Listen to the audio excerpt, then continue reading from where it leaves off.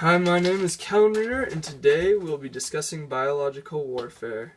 So, the definition of biological warfare, according to the NATO Handbook on the Medical Aspects of NBC Defensive Operations, is the employment of biological agents to produce casualties in man or animals and damage to the plants or material. Agents used in biological warfare include anthrax, botulism, and smallpox.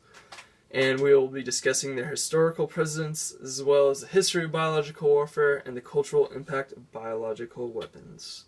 So the first incidents of biological warfare I'd like to cite happened during the siege of Kaffa. During the siege, Tartar forces forced out of the city by Italian merchants are said to have run into the bacterium Yersinia pestis. Soon overwhelmed by the plague, the Tartars began firing their dead over city walls to kill the Italian merchants. It worked as the population of Kaffa began dying of the plague. Gabriele de Mussi describes the event in his book, saying that the dying Tartars, stunned and stupefied by the immensity of the disaster brought about by the disease, and realizing they had no hope of escape, lost interest in the siege, but they ordered corpses to be put into catapults and lobbed into the city in the hopes that the intolerable stench would kill everyone inside. Second incidents of biological warfare I'd like to cite happened during the French and Indian War. And during the French and Indian War, British forces under the command of Sir Geoffrey Amherst inoculated blankets and gave them to the Native Americans on the side of the French, causing high mortality among native populations, leading to a British victory. The third incidents of biological warfare I'd like to cite happened during the Revolutionary War. And during the Revolutionary War, during the Battle of Quebec, American forces were not inoculated with smallpox, as General Washington needed more troops for the war.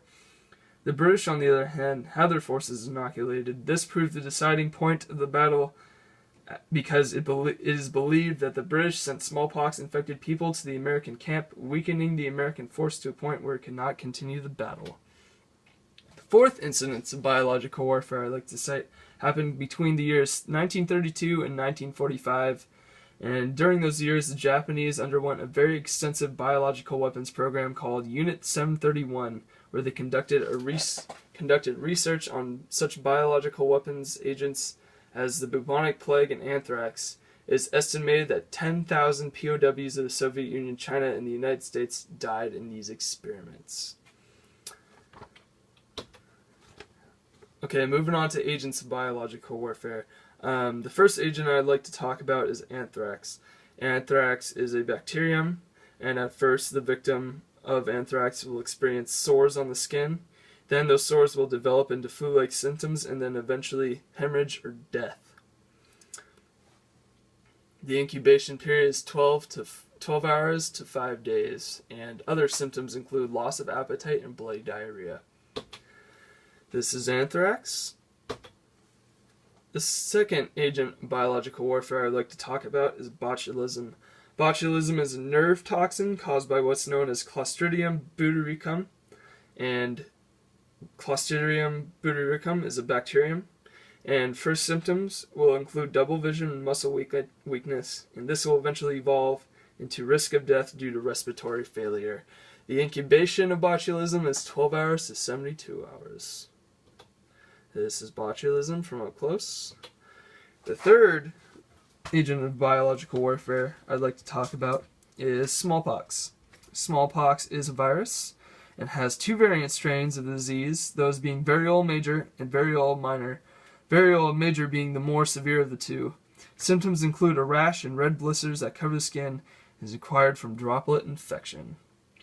Droplet infection meaning if somebody coughs near you or sneezes near you or coughs and sneezes on you. Yeah. This is smallpox from up close. Significant events pertaining to the agents, one being the anthrax attacks of 2001, and during the anthrax attacks of 2001, Army biologist Bruce Irvin sent letters containing anthrax in the mail. As a result, 5 people died and 17 people were injured.